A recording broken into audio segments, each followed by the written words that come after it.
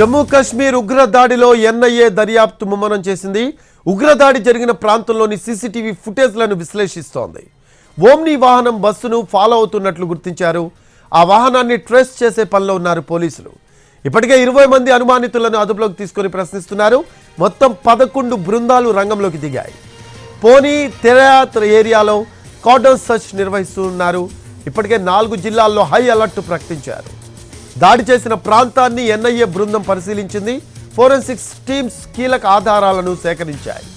ఉగ్రవాదులను వేటాడేందుకు పోలీస్ బలగాలు, army, CRPF బలగాలు విస్తృతంగా గాలిస్తున్నాయి. డ్రోన్లతో విస్తృతంగా గాలిస్తూ ఉన్నారు.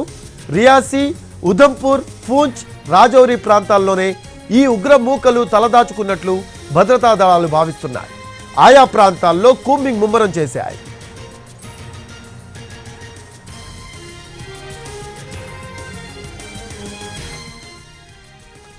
ఆదివారం యాత్రికులే లక్ష్యంగా పర్యాటక బస్సుపై ఉగ్ర దాడి జరిగింది. శివఖోరి ఆలయం నుంచి కాట్రాలోని మాతా వైష్ణోదేవి ఆలయానికి వెళ్తున్న బస్సుపై ఉగ్రవాదులు మెరుపు దాడి చేశారు.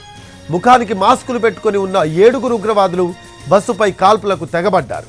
బస్సును అన్ని వైపులా చుట్టుముట్టి తొలుత కాల్పులు జరిపిన ఉగ్రవాదులు బస్సు లోయలో పడ్డ తర్వాత కూడా కాల్పులు ఆపలేదు. దీంతో ప్రయాణికులు భీతిల్లిపోయారు. ప్రాణాలు కాపాడుకునేందుకు వాళ్ళంతా మౌనంగా ఉండిపోయారు.